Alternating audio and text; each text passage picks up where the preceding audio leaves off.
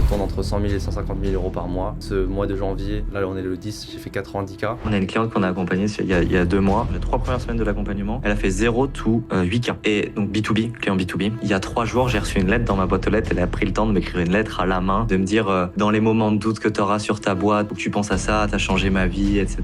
Il voit que je suis toujours serviable en message, il voit que je ne pousse pas à la vente. À un moment donné, il vient tout seul, tu vois. C'est le contenu qui close.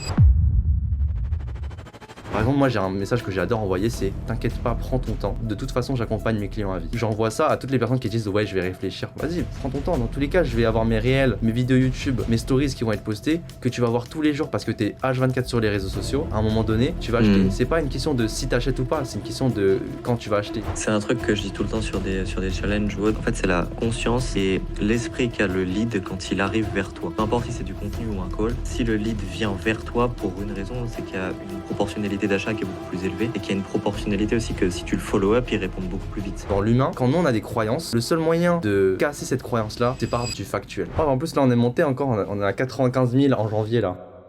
Avant qu'on démarre, je tiens à vous prévenir que vous allez regarder le podcast avec le plus de valeur sur la conversion et l'acquisition organique jamais vu en France. Je travaille avec Michael Wu depuis un certain moment. Il a été un rôle clé pour la satisfaction client. Les gars, il n'y a même pas besoin de réfléchir. Je suis le numéro 1 en Make Money FR en termes de transparence. Et moi, je montre. Les autres, ils montrent pas. Donc, vraiment, en termes de trust, vous pouvez trust. Du coup, vous pouvez trust Enzo. Et ce que je peux vous dire, c'est qu'on n'a jamais donné autant de valeur sur un laps de temps aussi court dans un podcast. Donc, attachez bien vos ceintures et on est tout de suite parti. Bon, bonjour à tous. Aujourd'hui, on est avec Michael Wu. Bon, je sais même pas s'il y a besoin de le présenter. On va parler de vente, ça va être un podcast assez spontané. Mika, pour les personnes qui ne te connaissent pas encore, si tu pouvais rapidement te présenter, et merci d'être là. Merci à toi Enzo de l'invitation. Moi je suis un infopreneur, Make Money, B2C. Je tourne entre 100 000 et 150 000 euros par mois. Ce mois de janvier, là on est le 10, j'ai fait 90K. Est-ce que je peux montrer hein, je vais montrer tout ça. C'est mieux. Ouais, c'est mieux. Vas-y. On est open mind ici. On est open mind. Je suis un peu fou dans. Je sais pas si t'as vu mes podcasts, mais je suis un peu taré. Genre juste normal quoi. Ouais, j'ai vu. T'en as fait un avec Hamza Yacoubi, non ? Ouais. Tu vois. Oh, en plus là on est monté encore, on est à 95 000 en janvier là. Si tu vois bien. C'est génial. Nice. C'est génial. Janvier, gros mois hein, dans le domaine, d'ailleurs, on va en parler. Ouais, mais il y a moins d'attendre 250K, ouais. Vas-y, dis-moi. L'ADA du podcast, c'est surtout de parler de vente. Je sais que toi, tu as une méthode de vente qui est différente. Tu vends surtout par ton contenu. Je crois que tu n'as même pas de sales team. Exact. Donc, c'était marrant. Pour le coup, tu me diras, hein, tu vas nous en parler. La première question par laquelle j'aime toujours démarrer, c'est qu'est-ce que ça signifie vendre pour toi, aujourd'hui, dans ton biz ? Quelle place à la vente ? Waouh. Pour moi, la première chose qui m'est venue à l'esprit, c'est résoudre la douleur d'un avatar client. Pour moi, c'est ça, vendre. Résoudre la douleur d'un avatar client. Ok. C'est vrai, c'est très vrai. C'est le principe même de la vente. Sans douleur, il n'y a pas de vente. Comment toi, tu t'y prends pour résoudre cette douleur à travers ton contenu ? Étant donné que t'as quand même une énorme relation sur les réseaux avec ton avatar. Peut-être même la première en francophonie sur le B2C, sur du Mecmo. Ouais. Comment tu t'y prendrais, toi, aujourd'hui ? Comment tu t'y prends, surtout ? Résoudre... Pour bien vendre, en fait, il faut déjà montrer qu'on est légitime pour résoudre la douleur de la personne. Avant de lui dire « oui, je peux résoudre ta douleur », il faut le montrer. Donc, on est vraiment dans un... Mais là, du coup, c'est vraiment du conseil de contenu. Même en termes de business, en fait, on est dans un game où il faut vraiment montrer que dire. Genre, la méta show don't tell, je sais pas si t'en as... Ouais, bien sûr. Ok. Bien sûr. Alors, moi aussi. Ouais, et du coup, vraiment montrer tous mes résultats clients le plus possible en maximisant du coup... En fait, je maximise l'exposition de mes résultats clients en utilisant les réseaux sociaux. Donc, sur mes vidéos YouTube, mes stories, mes réels, mes carousels, partout, il y a mes résultats clients. Et genre, plus les gens voient les résultats clients, plus ils savent que Michael, c'est un très bon coach.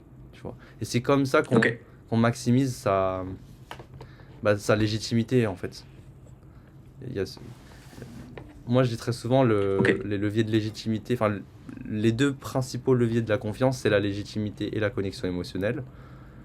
Et c'est en grande partie beaucoup plus la légitimité, surtout en B2B, surtout dans ton domaine. Il n'y a pas forcément de connexion émotionnelle. Enfin, c'est pas parce qu'on connecte bien humainement avec quelqu'un qu'on va travailler, mais c'est vraiment parce que le mec il nous rapporte plus de sous. Et donc pour moi, ouais, les principaux leviers de légitimité là, bah, c'est d'une part la preuve sociale. Et dans la preuve sociale, on compte les témoignages clients, les certifications, tout ce qui tout ce qui te permet de te faire, D'avoir de l'autorité. comment dire, non, je veux dire, c'est les autres qui parlent de toi en bien. Ça, là, pour moi, la preuve sociale, tu vois. Et genre, plus t'as de ça. Il y a un... Ouais, pardon. Vas-y. Non, vas-y. Non, j'allais dire, plus il y a des gens qui parlent de toi en bien, mieux c'est. Après, il y a évidemment la démonstration, au sens où tu dois démontrer toi-même que t'es compétent. Et c'est pour ça que je fais des défis sur YouTube, tu vois. Je fais des défis 10K en un mois, défis, nanana. Je montre tout de manière transparente. Du coup, c'est un autre levier de légitimité. Et troisièmement, je sais plus c'était quoi. Mais ouais, déjà, c'est pas mal. Ouais, c'est déjà énorme. J'avais vu, je crois, sur Interrel, tu me diras si c'est bien ça, mais que un des meilleurs leviers aussi pour toi pour acquérir des clients, c'est juste que les gens s'abonnent à toi dans la rue ou autre. J'avais vu ce contenu-là où en gros tu disais que tu avais régulièrement des gens qui s'abonnent comme ça, avec qui tu interagis. Comment t'en es arrivé à ce niveau de confiance sur le marché que tu as aujourd'hui? Si tu dois rapidement nous retracer un peu la timeline pour le coup, parce que c'est vraiment top pour le coup. Bah justement, quand je parle des deux principaux leviers de confiance, c'est ça. C'est la légitimité, la connexion émotionnelle. Et concrètement, personnellement, ça fait depuis que j'ai 9 ans, donc depuis 2015 que je crée du contenu sur Internet. Il y en a qui me connaissent depuis 14, 15, 16, voilà. Et donc je pense qu'il y a ce truc de... Ça fait longtemps qu'il est dans le game et qu'il performe beaucoup. Ma chaîne de développement personnel, business, ça fait depuis que j'ai 16 ans que je l'ai. Ça fait maintenant quand même 3 ans que je produis des vidéos sur ma personal brand. Avant, je faisais des vidéos YouTube à Norman, Cyprien, Gaming et tout. Et ouais, du coup, c'est ce game de long terme. Genre, le contenu, c'est très long. C'est pas ads, tout cold call, bam, tu closes. Ouais. L'offre, il fait le marketing. C'est vraiment... genre, la plupart de mes clients, ils me connaissent depuis longtemps, depuis plus de 1 an, 2 ans, 3 ans. Et c'est ce qu'il avait bien dit Hormozy. Il avait fait un sondage. Il était en mastermind et il a fait « Qui me connaît depuis plus de 2 ans ?» Et genre, il y avait 90% des gens qui le connaissaient depuis plus de 2 ans. Donc je pense qu'il y a un truc de long terme. Et après, évidemment, il y a les résultats clients. T'as trouvé que c'était exponentiel sur YouTube, genre, ou alors ça a été assez constant ta croissance? Ou tu vois que ces dernières années, t'as beaucoup plus pété que sur les premières années? Bien sûr, j'ai beaucoup pété. Ça fait 3 ans que je suis à plus de 10K par mois, mais ça fait depuis septembre que je suis à plus de 100K par mois. Donc et là, je vais monter à 100, 200, 300, ça va être plutôt rapide par rapport à mes débuts où pendant très longtemps, Bon, après, là, on parle pas de... En fait, il faut faire la distinction par rapport aux autres entrepreneurs que personnellement, je suis, avant même d'être infopreneur, créateur de contenu. Donc vraiment, je faisais là pour du gaming, quoi. Donc moi, dans ma tête, quand j'ai commencé la création de contenu très très jeune, je me disais pas c'est un moyen d'acquisition client. Tu vois, d'abord, tu veux pas te dire ça. J'ai dit ok, je vais faire le YouTuber, je vais gagner de l'argent grâce aux vues YouTube, les AdSense et tout. Et c'est seulement à 16 ans que j'ai compris qu'on pouvait utiliser la création de contenu comme moyen d'acquisition client. Et après, j'ai bombardé les contents, j'ai fait des défis, j'ai montré mes vlogs en coaching et tout, et ça a marché, quoi. Parce qu'au début, du coup, tu étais ultra focus, rétention, watch time, qu'en fait, juste tu fasses des vues grâce à la plateforme et pas trop qu'il y ait du high ticket derrière qui se vendent, quoi, pour le coup. Exactement, je faisais absolument pas sur mes chaînes précédentes, absolument pas. Je ne comptais que sur la monétisation YouTube et TikTok, parce que je me suis lancé sur TikTok. C'est d'ailleurs là le premier business, si on peut l'appeler business, qui m'a permis de monter à 10K par mois. Et ensuite, justement, j'ai lancé ma chaîne de développement personnel à partir de mes 16 ans pour vendre la formation TikTok. Ok. Et pourquoi tu as fait ce switch? Pourquoi t'es pas resté dans le domaine, entre guillemets, de l'influence, enfin pas de l'influence, mais des vues, de la création de content et du fait d'avoir potentiellement juste des partnerships derrière, etc. et de vendre du high ticket. Ça a été quoi le déclic pour le coup? Gagner plus d'argent, hein. C'est évident aujourd'hui que l'infoproduit, c'est la manière la plus simple de marger gros et vite. Hmm. Ouais, 100%. Aujourd'hui, t'as pas de sales team, t'as pas de closer, si je dis pas de conneries. Alors, Ouais. j'ai un closer DM, enfin en message quoi. Ok. Parce que Ouais, donc par vocaux ou par écrit, par écrit, message, principalement? par message simplement. Et dis-toi, ce qui est marrant, c'est que il y a à peine 4 mois, du coup, enfin en septembre, c'était encore ma mère qui closait. Genre en fait, je lui ai envoyé. Moi, ça fait très longtemps que je close par DM. Et du coup, j'ai bien optimisé. Parce que en parallèle de ce business-là, j'ai aussi lancé un business faceless, bon, qui s'est fait supprimer pour marketing agressif. Mais enfin, sur Instagram. Et j'ai fait 10K. J'ai monté. J'ai fait 15 000 euros le deuxième mois du lancement de cette chaîne faceless. Et je suis extrêmement bon en closing par message, tu vois. Pour dire, voilà, juste pour dire que mon closing par message, il n'est pas juste salut, tu veux acheter, achète. C'est pas comme ça. Il y a vraiment des trucs de réflexion, de closing et tout. On pourra en parler si tu veux. Et, Mhm. et en fait, ma compétence, je l'ai mis dans un SOP, dans une liste de plein de messages, questions-réponses. Maman, elle avait juste à apprendre tout ça. Genre, pas apprendre, mais tu vois, à chaque fois qu'il y a une question, elle répond. Ouais, bien sûr. C'était très standardisé, quoi. Exactement. Et du coup, c'était pas très dur et n'importe qui peut faire du closing par message pour Mika, tu vois. Pour Mika, j'aime bien la fin de la phrase, parce que si t'as pas la confiance que t'as sur ton marché, il est impossible de closer en DM. Je crois qu'aux US, il y en a très peu. Il y a que Nick Setting qui arrive à le faire pour le moment. Et d'ailleurs, quand j'avais regardé pas mal de similitudes, c'est que lui aussi poste énormément de case studies, de témoignages clients. C'est intéressant. Au niveau de comment tu viens closer en DM, moi, vu que je suis très partisan de closer par appel, vu que c'est mon taf, c'est quoi les steps par lesquels tu passes pour effectivement closer par DM? Et après, je ferai l'analogie sur les appels. Ouais. En fait, dis-toi que les messages, c'est pas du tout la même manière. Enfin, c'est logique, c'est pas du tout la même manière de closer comme dans un appel. Dans un appel, il y a beaucoup de la douleur, la douleur, la douleur, la douleur, et ensuite reframe le cerveau du gars pour que Ouais. bam il achète. Et limite, le pitch de l'offre c'est 10%, tu vois, c'est 5% même. Tu sais, ok, c'est la fin, t'es convaincu, vas-y go. Mais par message, c'est justement le total inverse. Ok. Et en fait, pour moi, c'est pour ça que pour moi, le content, c'est le meilleur levier pour marketing one-to-many. Enfin, levier, la définition de levier, c'est justement le plus de résultats pour le moins d'efforts possible. Et c'est justement le contenu qui arrive à faire passer les clients potentiels, enfin les clients qui ne te connaissent pas, les prospects froids, de je ne te connais pas à j'achète au plus de personnes possible en même temps. Genre tu fais une vidéo, elle fait 100 000 vues, tu as chauffé 100 000 personnes. Quand tu es en closing, en appel, tu chauffes une personne, en gros. Et le contenu, c'est trop puissant pour ça, et de chauffer plein de personnes. Et du coup, moi, quand je close par message, j'utilise tout le temps mon contenu pour le donner envie d'acheter plus. Et en fait, les messages sont là juste, je suis serviable. Il faut être très serviable. Par exemple, moi, j'ai un message que j'adore envoyer, c'est « T'inquiète pas, prends ton temps. De toute façon, j'accompagne mes clients à vie. » Genre, j'envoie ça à toutes les personnes qui disent « Ouais, je vais réfléchir. » Vas-y, prends ton temps. Dans tous les cas, je vais avoir mes réels, mes vidéos YouTube, mes stories qui vont être postées, que tu vas voir tous les jours parce que tu es H24 sur les réseaux sociaux. À un moment donné, tu vas acheter. C'est pas une question de si tu achètes ou pas, c'est une question de quand tu vas acheter. Et ça, c'est un truc sur lequel je joue énormément, c'est le long terme. On en a parlé juste avant, tu vois, le long terme. Je sais que dans tous les cas, il va acheter. Donc, tout ce que j'ai à faire, c'est continuer mes stories témoignages pour créer de la FOMO, continuer mes vidéos pour montrer que je suis expert, continuer mes extraits de coaching pour montrer que je suis expert. Et à un moment donné, il voit que je suis toujours serviable en message, il voit que je ne pousse pas à la vente. À un moment donné, il vient tout seul, tu vois. C'est le contenu qui close. Et si tu veux, on peut faire un très rapide, une très rapide parenthèse. Le contenu et l'appel, c'est pareil en vrai. Le contenu et l'appel, c'est exactement pareil.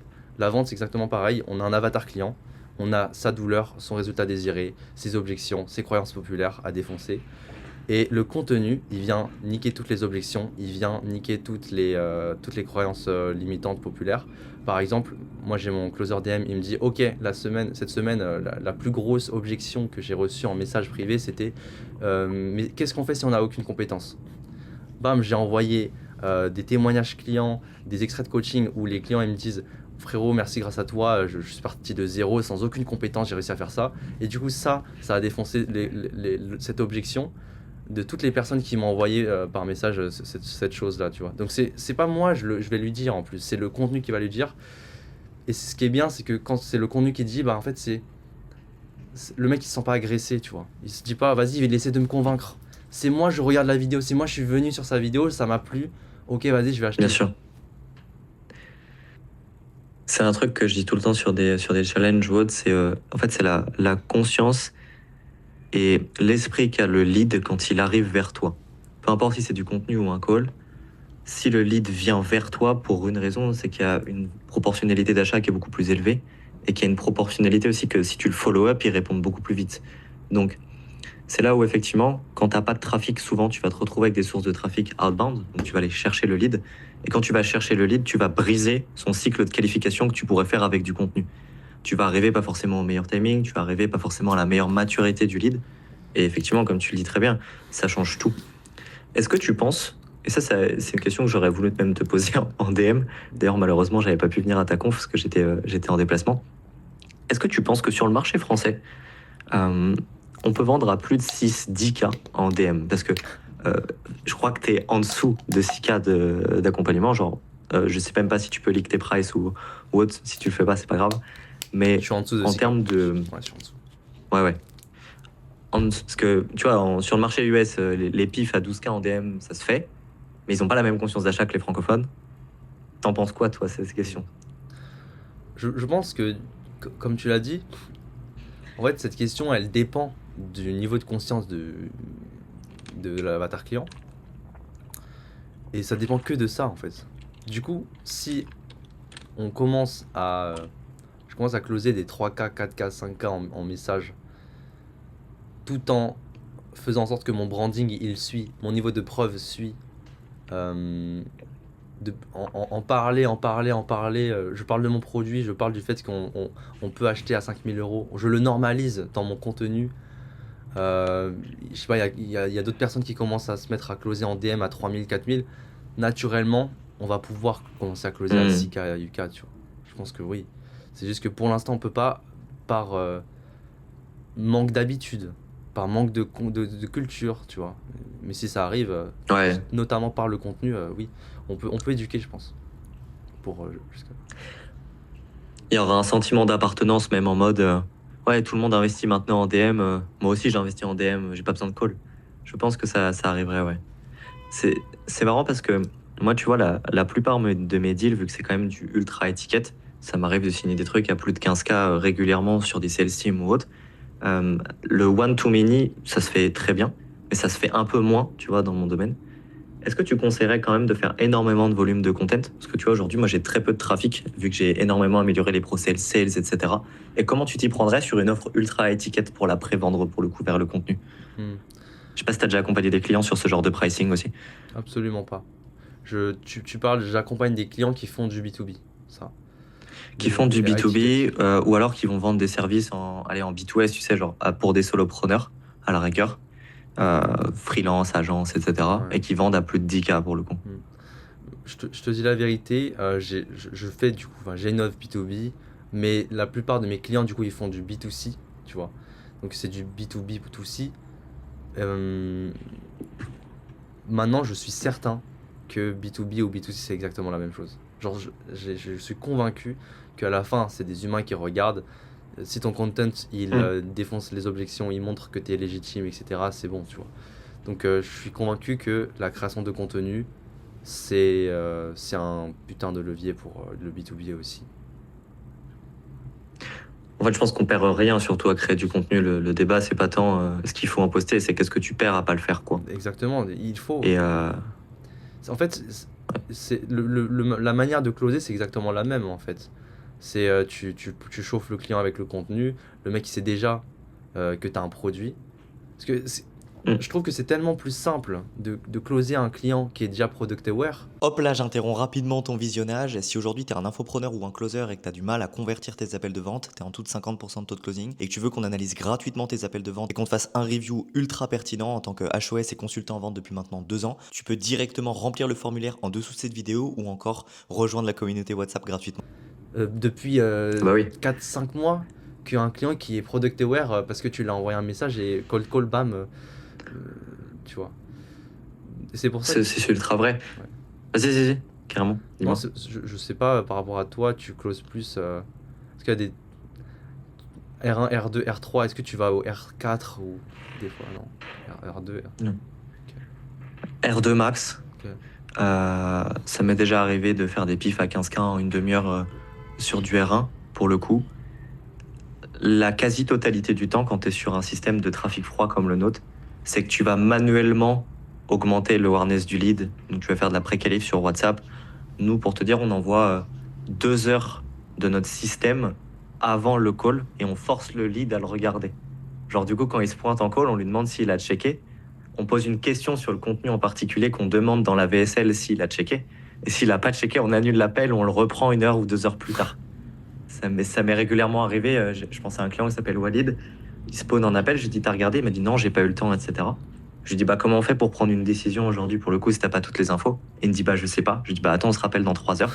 Il est revenu, il avait pris des notes sur 2 heures de mon contenu. Il n'y a même pas eu d'objection. Il est arrivé, il a acheté, tu vois. Ok, c'est nickel. Donc- Mais tu vois, ce qui est bien, c'est que tu montres bien que avant avant l'appel, tu le chauffes bien avec ton contenu en fait. Ouais, bah oui. C'est juste que toi, c'est énormément beaucoup plus efficace parce que bah déjà, il y a beaucoup plus d'exposition, beaucoup plus d'heures de contenu parce que t'es en one-to-many, t'es pas en one-one avec chaque personne. Et du coup, c'est ultra pertinent, tu vois. Mais tu vois, Ok. perso, je fais la même chose que toi. Genre, le mec, je vois, il est pas chaud, il est un peu perdu et tout. Regarde ma vidéo. Regarde ma vidéo pour montrer ce que je peux t'apporter. Et une fois qu'il a regardé, bah au lieu de le prendre en appel, moi c'est vrai que c'est un message, mais en fait c'est un peu la même chose. Que ça soit B2B ou B2C finalement. Parce que le mec il regarde le contenu avant pour pas perdre de temps, pour être déjà product aware, pour comprendre déjà que t'es légitime. T'as prévu de mettre des closers en place à un moment avec une offre ultra étiquette ou pas du tout? Bien C'est sûr. une question que je voulais te poser. En fait, c'est évident qu'avec un système de closing, enfin avec une agence de closing ou avec des closers, je ferai plus d'argent. C'est évident. Parce qu'en fait, le but, pour moi, le rôle du closer dans quelques temps, là, même ça commence à de plus en plus l'être, pour les closers qui closent pour des grosses brands, c'est vraiment de prendre le plus d'argent aux clients. Mais ça va être ça son rôle. Ça va plus être de le donner envie du produit, tu vois. Le produit, on passe, enfin on chauffe le mec avec du contenu, en one-to-many, on aware un peu quand c'est nécessaire, enfin dans du high ticket c'est vrai, pour toi je pense que tu dois, par WhatsApp, voilà, après des systèmes personnalisés, des offres et tout, ok. Mais après dans la finalité, son vrai objectif pour moi, quand tu as une grosse brand, c'est vraiment de prendre le plus d'argent. Et c'est un truc qui moi me manque du coup, parce que comme je close par message, je ne peux pas vraiment savoir le vrai budget du client. Bien sûr. Donc je peux pas Ouais. proposer une offre qui est à la hauteur de tout ce qu'il peut envoyer comme thune. Et ça me dérange pas dans du B2C, parce que le B2C, il faut maintenir les mêmes prix. Il faut faire un truc, voilà, pour mieux standardiser, pour mieux scale dans du B2C, on met les mêmes prix. Et en plus, la réputation, très bien. Mais pour du B2B, je dois faire du sur-mesure. Si le mec, il s'en fout, quoi. En plus, il s'en fout. Leur B2B, on sait, vas-y, il y en a, tu vas le closer à 15K, un autre, tu vas le closer à 6K. Des fois, c'est un service en plus, c'est un petit bonus en plus, mais ça vaut pas les 9. C'est une question de closing, là. C'est une question de closing. Et étonnamment, parce que j'ai été aussi infopreneur dans le B2C sur du e-com à un moment, Ok. étonnamment, c'est beaucoup plus facile de vendre à 15K sur du B2B que de vendre à 3K sur du B2C. C'est pour ça aussi que je respecte, tu vois, ce que tu fais. Parce que de toute manière, quand tu es sur du B2B, l'enjeu émotionnel, il est beaucoup moins important. Va faire de la projection sur de l'urgence à quelqu'un qui gagne déjà 100 000 euros par mois. gagne 100K par mois. Tu vas lui dire quoi? Tu vas lui dire, ah ouais, si tu restes à 100 000 euros par mois, qu'est-ce qui se passe? Mais mec, je fais 1,2 million à l'année. Non, c'est Il va vrai. te regarder, enfin, ça va rien changer à ma vie, tu vois. C'est vrai. Donc tu vas beaucoup plus chercher la personne sur son temps, sur également la perception d'elle qu'elle aura à multiplier ses résultats. C'est uniquement ça que tu viens chercher sur un closing. Et c'est purement du rationnel, notamment l'infopreneuse qu'on a signée il n'y a pas longtemps et que je gère en full one-one. Bah elle, en fait, elle perd 50 000 euros par challenge. Le simple fait de lui dire, bon, bah là, tu multiplies tes 50 000 sur l'année, t'en as 5, ça te fait 250K. Est-ce que payer 15K sur 250, ça te paraît dérisoire? Non. Qu'est-ce qu'on fait? Bah go, tu vois. B2C, oui, mais j'ai peur de me faire arnaquer. Est-ce que ça va marcher? Je repars de zéro, bla bla bla bla bla. Donc 100%. Ouais. C'est très vrai. T'as tellement bien résumé le truc. Donc, ultra étiquette, donc B2B, parce que je pense que t'intéresserais pas mal de... T'as déjà eu tes clients B2B là, Ouais. sur ton offre que t'as démarré? Ouais, pas mal. Ouais, combien à peu près? 10. Ok. Qu'est-ce que t'as remarqué de différent chez les clients B2B que t'as eu?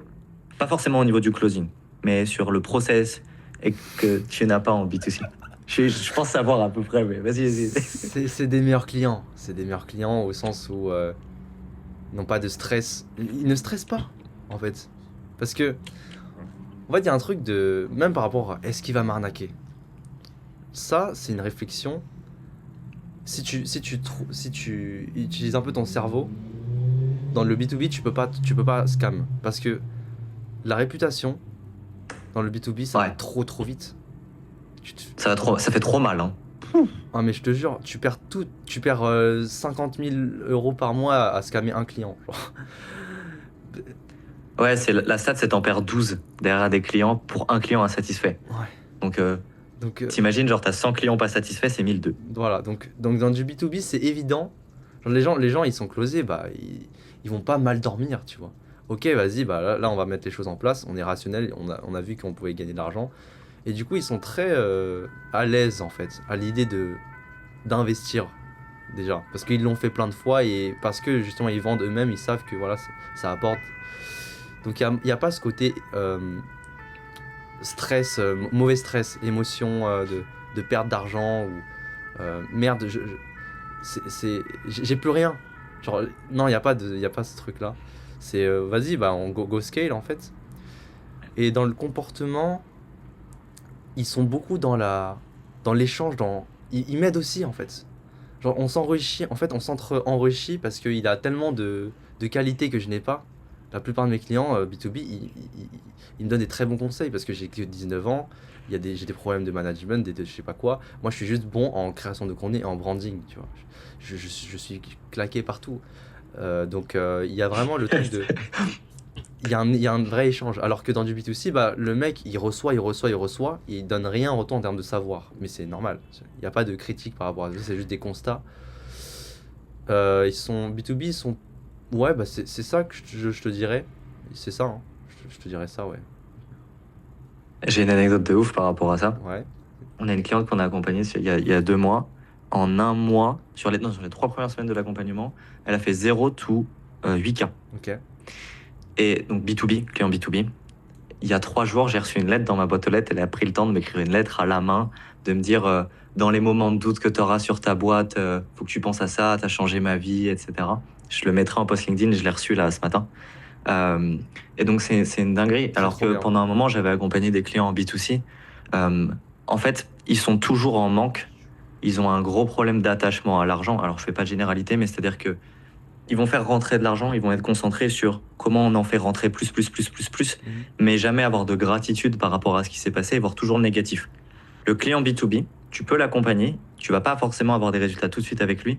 Par contre, il va te dire « Ah, j'ai gagné en structure mentale ». Il va comprendre que tu lui as fait valoriser son temps, que tu l'as fait passer par des chemins qui lui oublient des erreurs, tu vois, etc., etc. Et donc, c'est beaucoup plus plaisant. Et je sais que moi, c'est une des raisons pour laquelle j'ai quitté le marché B2C.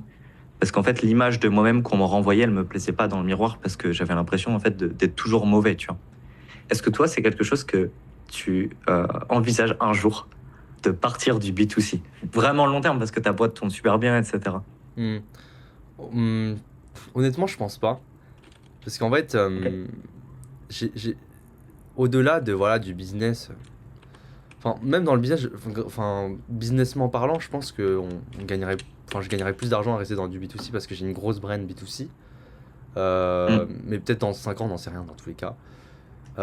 Maintenant, d'un point de vue plus émotionnel, motivation et tout, je trouve ça quand même très ouf d'avoir, Ouais. de manière totalement objective, changé autant de vies, tu vois. Tu changes des Mm. vies quand tu es dans du B2C. Alors que dans du B2B, la personne est déjà, entre guillemets, en place dans son cerveau. Ouais. Le B2C, le mec, il est complètement... Enfin, la moyenne des gens sont complètement cons. Et tu viens les Mm. éduquer et les inspirer et les faire en sorte qu'ils ont une meilleure vie. Mais vraiment, une meilleure vie, tu vois. C'est sur le lifestyle, c'est sur la manière de penser, c'est sur plein de choses. Alors que du B2B, c'est plus des clés pour faire plus d'argent, mais pas de changement de la vie interne Bien et sûr. externe, tu vois.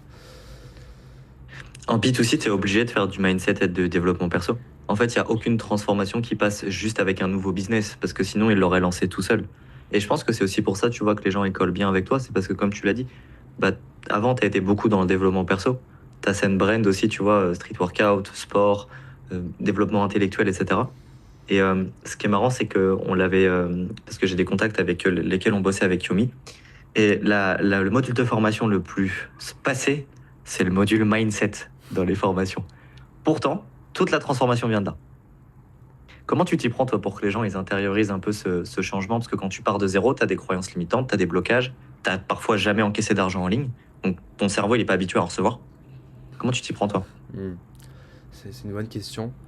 Je pense que j'ai tellement été dans cette situation. Enfin, j'étais comme eux, tu vois. Euh, Mm. et aujourd'hui, bah, c'est la réponse un peu facile. Ça fait trop longtemps que je coach. J'ai même oublié. En fait, j'ai oublié la première fois que je coachais. Du coup, en gros, j'ai intériorisé tellement d'automatismes. Je sais tellement bien parler à cet avatar client. Je connais tellement bien ses objections, ses croyances, que je sais dire le bon mot, bien reframe le mec pour qu'il parte, il passe à l'action, tu vois. Je pense que c'est vraiment ma compréhension de l'avatar client, ouais. Je le comprends trop bien. Ouais. Je pense que c'est un peu le dénominateur de commun de tous les business à 100, 200, 300. En fait, c'est la compréhension quasiment à 100%, même si c'est utopique, de à qui tu parles. Parce que bah, une fois que tu connais à qui tu parles, tu sais exactement comment le faire changer d'avis, quoi. Ok. Question qui a rien à voir. Vu que toi, tu es quand même spécialisé dans la création de contenu, j'aimerais bien te lancer un peu sur ça. Ok. C'est quoi l'erreur numéro 1 que tu vois chez les gens dans leur créa de content? T'en as plein, mais une. En vrai, de Numéro vrai, genre là, en vrai, c'est le montage. En vrai, c'est le montage. Le montage. Au sens où, en fait, il y a des textes qui sont mal placés, c'est pas bien cadré. En fait, c'est tout ce qui est technique dans un premier temps. Genre, pour les gens qui sont vraiment nuls en création de contenu, Ouais, c'est ouais. pas du tout évident. C'est comme si tu demandes à une mamie d'utiliser l'ordinateur ou de commencer à se filmer. Enfin, Mm. c'est trop. C'est pas bien se cadrer déjà, c'est pas bien cadré. Ils le voient pas quand c'est pas bien cadré en plus. Des fois, les sous-titres, bah, ils sont tout en bas, ils sont tout à gauche, tout à droite. La tête, elle est trop grosse par rapport à la taille de l'écran. Enfin, il y a des trucs comme ça. Mais c'est le numéro un, c'est vraiment la base de la base. Parce que vraiment, je fais du Ok. B2C. Et après, si tu veux, est-ce que tu veux me poser la question plus par rapport à une stratégie de contenu, genre une croyance ou... C'est une question qui est très large. Je te mets pas dans de bonnes conditions sur la question, mais je sais pas. Tu sais, moi, je sais que dans le domaine de la vente, le problème numéro 1, c'est le fait de vouloir argumenter au lieu de comprendre et relancer sur une question. C'est un truc, tu vois, c'est quand on me demande, c'est toujours la problématique. Est-ce que, je sais pas, dans les coachings que tu as, co ou autre, il y a toujours une question qui revient, que tu traites comme un peu une private joke, tu sais. Oui, mais faut faire ça, tu vois. Putain, je réfléchis. C'est pas simple, hein. Le bourbier de la question. Non, en fait, je vais te dire un truc, c'est que En fait, comme j'ai mon programme qui est bien standardisé, enfin, les vidéos, elles sont bien et tout, bah, maintenant, tout ce que je fais en coaching, c'est analyser les vidéos de manière personnalisée et le branding et tout ça. Mais toute l'explication, on enlève tous les petits problèmes de merde avant. Et maintenant, c'est beaucoup d'analyse. Et dans ça, je pense qu'il y a un manque de... Il n'arrive pas à bien cibler son avatar client. Il ne sait pas parler à son avatar client. Enfin, il ne sait pas Hmm. son contenu, il ne cible pas exactement son avatar client. Je pense que c'est ça le vrai problème dans le B2C. C'est parce que le B2C ne voit pas la création de contenu comme un moyen d'acquisition pour du business. Il voit la création de contenu en lui-même, en elle-même, comme du business. Ouais, ok. Genre, ok, comment je fais de... Bah, comme ton ancien toi. Voilà. Ça, comment je fais de l'argent avec les réseaux sociaux. Alors, c'est pas ça la question, c'est le, quel avatar client, Ok. quelle douleur est-ce que je résous, l'offre que je mets en place et mon contenu, il vient simplement s'axer sur cette offre, sur cette douleur-là. Et du coup, dans le hook de chacune des vidéos, bah, il faut qu'il cible son avatar client. Ça veut dire quoi, cibler son avatar client? Ça veut dire avoir le même niveau de langage, avoir le même niveau de connaissance, voilà, avec le même niveau de connaissance, pointer du doigt son résultat désiré, sa douleur, ses objections, défoncer ses objections, ses croyances. Et là, c'est marrant parce que c'est vraiment un framework de vente, c'est trop drôle. Mais du coup, dans le content, quoi. Ok. Sur du B2B, dans ma situation, Ouais. admettons, on démarre from scratch. Ok. Dans les grandes lignes, tu te conseillerais quoi comme plan d'action? J'en profite, c'est mon podcast. Ok. Si tu devais ramener un max de trafic, tu sais que tu as un produit qui est scalable, tu sais que tu as des bons case studies, Ok. et tu sais que derrière, ça va closer. Parce que par exemple, nous, notre expertise, c'est la vente. Hein, donc Ouais. si on était mauvais en closing, ça serait chiant. Ouais. Tu ferais quoi? Hmm. Et qu'est-ce que tu conseillerais? Ok, magnifique. Moi, ce que je te dirais, c'est... tu vois, le B2B, c'est...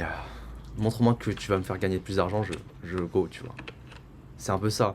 Et en fait, les témoignages clients, c'est exactement le reflet du résultat désiré de ton avatar client, finalement. Genre, c'est ça, en fait. Genre, le témoignage client montre le résultat désiré de la manière la plus réaliste possible. Du coup, pour moi, de la manière la plus authentique, la plus transparente, au lieu de toi, tu dis, j'ai fait gagner ça à mon client, le client, si tu arrives à le choper en record, ok, grâce à toi, on a fait ça, c'est génial. Donc, je t'aurais dit de rec tous tes appels avec tes clients et d'essayer de, encore une fois, apporter un maximum de résultats. Et il n'y a pas un seul moment où il te valorise le programme que tu ne postes pas. Genre, spam les case studies, je t'aurais dit. Et encore une fois, on ne croit jamais, dans le B2B encore pire, on ne croit pas j'ai fait ça à mon client, on ne croit pas les screenshots, on ne croit que les dashboards. Donc, si tu peux demander à tes clients de scroller un dashboard ou faire un truc qui montre un vrai résultat, bah fais-le, mais je te jure que c'est un conseil, on n'a pas l'impression que c'est ouf, mais ça fait peut-être 10 fois plus de puissance quand tu mets un témoignage vidéo avec un vrai dashboard que juste avec un message de remerciement. Mais c'est peut-être un témoignage comme ça vaut 50 témoignages sans ce truc-là. Donc je t'aurais dit de faire ça. Clip farm le plus. Si tu peux demander à tes clients même de clip farmer des réactions et tout, let's go. Genre, waouh, Enzo, c'est fou, on a fait ça. Imagine t'as une vidéo par jour comme ça. Mec, c'est complètement aberrant, tu vois. Et pourquoi j'insiste autant dans ça, c'est parce que dans le B2B, en fait non, ça c'est un peu dans l'humain, quand nous on a des croyances, le seul moyen de casser cette croyance-là, c'est par du factuel. Genre par exemple, si demain je te dis, Enzo, obligé, arrête de manger des œufs, tu vas avoir le cancer dans un an. Tu vas me prendre pour un taré. Si je commence à te montrer 10 clients qui... pas 10 clients, mais 10 personnes qui ont le cancer après, tu vas te dire, ah putain, j'avoue. Et c'est la même chose dans la vente en vrai. Tu dois montrer avec des faits que ton produit il apporte des résultats. C'est obligé. Il faut le montrer le plus possible. Donc carousel, stories, hein, tu le bombardes. Et après, je te dirais, genre ça c'est un bon format, voilà, t'en as un. Et un autre format de vidéo, je pense que ce serait plus un format qui te permet du coup de montrer, enfin de montrer exactement ton produit pour que le mec soit grave product aware. Parce que le format des résultats clients, ok, on a compris que maintenant qu'Enzo il apporte des résultats, mais maintenant il faut un contenu où on comprend directement tout ce que tu mets en place pour ton client. Genre faut que ça soit extrêmement clair. Plus il est product aware, mais genre pas product, limite clair product aware, tu vois. Ça doit être clair pour lui, avant même qu'il ait pris l'appel de closing, tout ce que tu as fait, tout ce que tu as fait en termes de résultats et aussi tout ce que toi tu vas lui mettre en place. S'il comprend bien ce que tu vas lui mettre en place au moment de l'appel de closing, il sera tellement dans une situation de bah moi je sais déjà ce que tu fais, j'ai déjà vu les résultats. Vas-y, dis-moi juste, appuie un peu plus sur la douleur pour me faire comprendre que je dois mettre 50 000 euros au lieu de 4 000 euros. Tu vois. Bien sûr. Donc ce format de vidéo-là, ce serait une vidéo... Moi j'aime bien les vlogs où tu montres de A à Z comment est-ce que tu mets en place un truc pour un client. Genre tu fais, aujourd'hui j'ai fait ça, je me suis réveillé, j'ai fait ça pour telle personne. Alors on a mis en place son truc de closing pour que il fait plus 50%. Hop, petite réaction client, trop bien. Et après tu ok, donc là on est allé sur tel site. Genre tu montres de A à Z comment tu mets en place et comme ça les gens ils sont grave product aware. Ouais, très clair. Ça fait toute la diff et je pense que c'est ça qui nous fera passer, tu vois, de 50, 60K par mois à 100, 200. C'est la source de trafic et la confiance de l'avatar.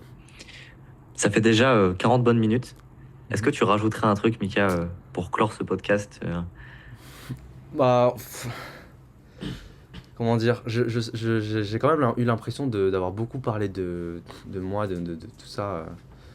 Je suis quelqu'un qui adore interviewer les gens aussi, à écouter beaucoup l'expérience des gens. Et c'est vrai que dans ce podcast, ça a été un peu déséquilibré. Moi, je serais chaud un jour de t'inviter pour une interview où tu parles plus de toi. Avec plaisir. Voilà. Avec plaisir. En présentiel ou en visio, tu veux faire ça? Je te dirais. Parce que si t'es un match, dans tous les cas, je pense que je me déplacerai en 2026, je vais voyager, etc. Donc on pourra se capter forcément. Ouais, je rentre souvent en France. Je rentre en mars. Là, je vais partir en Thaï m'installer en... Merde. Je m'installe quand en Malte. En Thaï en mai. Ok. Il y a pas mal de choses, mais carrément, je suis archi chaud. Vas-y. Et en tout cas, merci beaucoup d'être passé.